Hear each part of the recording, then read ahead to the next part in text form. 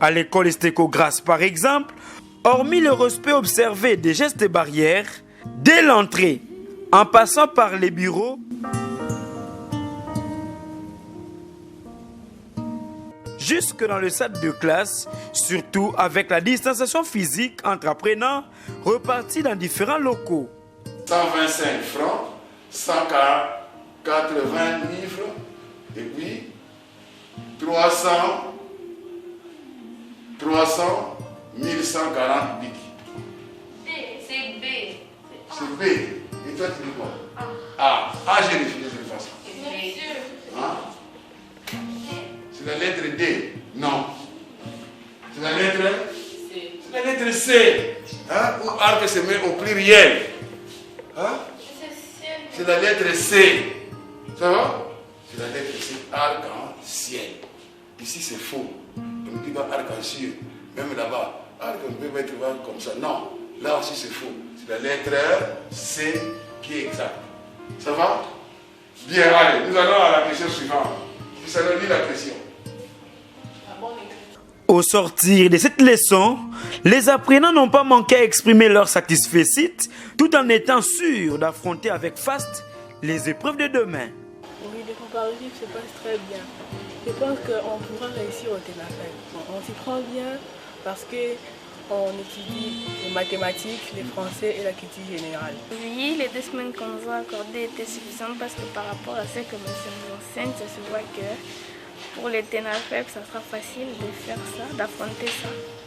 Monsieur nous donnait des tests préparatoires à faire, de maths, français et culture générale. On les faisait, monsieur corrigeait et il nous expliquait tout au tableau. Et pour l'enseignant, toutes les stratégies ont été mises en place pour permettre à ses apprenants d'être prêts pour le TENAFEP. Le temps qu'il nous a accordé, en principe, n'est pas tellement suffisant. Nous nous sommes vraiment mis dans les bains pour pouvoir affronter ces examens malgré que le temps a été raccourci. Je me suis vraiment mis à ma place pour pouvoir un peu encadrer ces enfants en mathématiques, en français, en culture générale, en reprenant les anciens tests de TENAFEP. Nous avons fait un grand travail. Je suis rassuré que ces enfants feront de bons résultats parce que j'ai mélangé tous ces tests-là et je les donné comme travaux. Après avoir travaillé seul, on était ensemble pour les corriger et pouvoir un peu expliquer là où il y avait des difficultés que j'ai trouvées dans ces travaux. J'adresse un message aux parents parce que quand on venait, notre devise, c'est la formation intégrale. Quand on parle de la formation intégrale, c'est-à-dire nous formons le corps, l'âme et l'esprit. Alors, les parents véreux doivent venir nous voir pour pouvoir transformer leurs enfants en âme, en corps et en esprit. Et nous avons vraiment une très bonne formation et nous avons un cadre merveilleux pour ce lieu. Nous avons aussi des enseignants très avérés. Les parents rencontrés sur place ont également témoigné du travail qui a été abattu par cette institution scolaire dans l'encadrement de leurs enfants. Je suis un parent, je suis venu retirer mon enfant de la 6e année primaire. En tout cas, je suis vraiment très satisfaite du fait que mon enfant étudie à l'Estéco-Grâce parce que malgré les 2 semaines qu'on a données par le gouvernement, c'était juste des formalités. Pour moi, l'enfant avait déjà tout appris. Donc, tous les programmes étaient déjà terminés à l'Estéco-Grâce.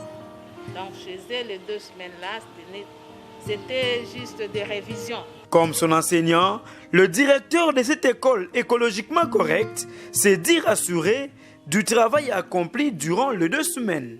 Au confinement, les enfants n'étaient pas tout à fait libres. Ils étaient suivis.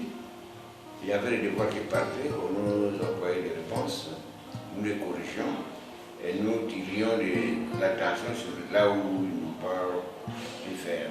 On donnait des explications aussi. Après, à la rentrée, nous sommes basés sur ce qui se donne au TENAFEP d'abord. Nous ne sommes pas de nouveaux venus, surtout dans cette classe de 6e. J'ai un vieux loup. Et moi-même, je n'ai fait que cette classe-là. Donc je connais par où passe-t-il.